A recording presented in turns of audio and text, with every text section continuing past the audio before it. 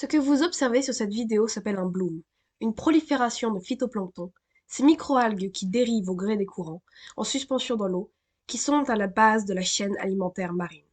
Ce sont ces microalgues qui ont pour la première fois produit de l'oxygène en utilisant la photosynthèse permettant à la vie sur Terre de se développer. Aujourd'hui, il est toujours indispensable pour la biodiversité marine et donc la pêche. Fragile, l'acidification des océans due à l'augmentation du taux de CO2 dans l'atmosphère le met en grand danger et menace ainsi tout l'équilibre environnemental. Une autre fonction du phytoplancton est celle de puits biologique du gaz carbonique.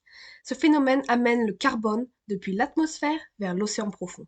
Le phytoplancton est donc aussi indispensable que vulnérable, et il nous semblait important de parler de cette vulnérabilité qui augmente avec la hausse des températures et l'acidification des océans.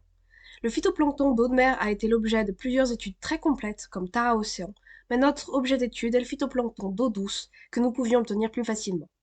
Cependant, nous avons fait face à de nombreuses difficultés pour réaliser nos expériences et obtenir nos résultats. Notre plan d'origine était de prélever de l'eau douce et de la filtrer le plus possible pour nous débarrasser du zooplancton. Ensuite, d'augmenter la concentration de phytoplancton dans l'échantillon d'une manière ou d'une autre.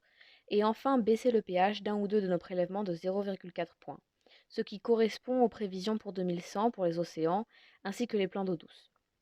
Enfin, observer la production d'oxygène sur une semaine et comparer notre témoin et nos prélèvements acidifiés. Nous nous attendions à observer une production d'oxygène plus basse lorsque le pH de son environnement était plus acide. Mais ce qui semblait simple s'est rapidement avéré une tâche beaucoup plus ardue.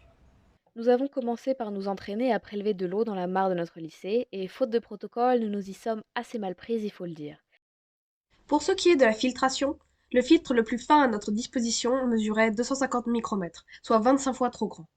Nous avons considéré pendant quelques instants utiliser les filtres de la machine à café de la salle des professeurs ou des bas de nylon, mais il fallut se rendre à l'évidence. Ce plan n'allait pas fonctionner. Nous voulions également la mettre en culture pour pouvoir augmenter la concentration de phytoplancton, mais nous ne l'avons pas couvert et la chaleur associée à l'agitation constante l'a fait tout simplement s'évaporer. Loin de nous décourager, j'ai fait un deuxième prélèvement, et j'avais cette fois trouvé un protocole publié par le CNRS. Ce prélèvement était donc beaucoup plus viable que le précédent. Cette fois-ci, pour le concentrer, nous avons tenté de le centrifuger, mais notre minuscule centrifugeuse manuelle était loin d'être suffisante. Nous l'avons tout de même mis dans le laboratoire sous une lampe, espérant qu'il prolifère assez, mais il est mort.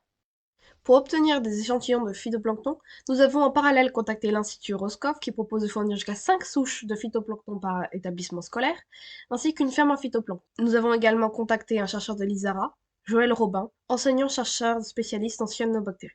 Nous n'avons jamais reçu de nouvelles de Roscoff ou de la ferme, mais, en revanche, Joël Robin a accepté de nous rencontrer.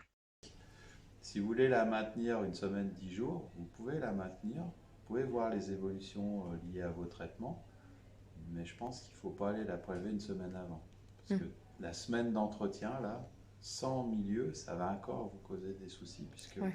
vous aurez déjà perdu de la biomasse d'algues et tout d'un coup, vous allez commencer votre traitement. Ayant repris confiance, nous avons fait un troisième prélèvement, cette fois-ci à l'étang du Boulard.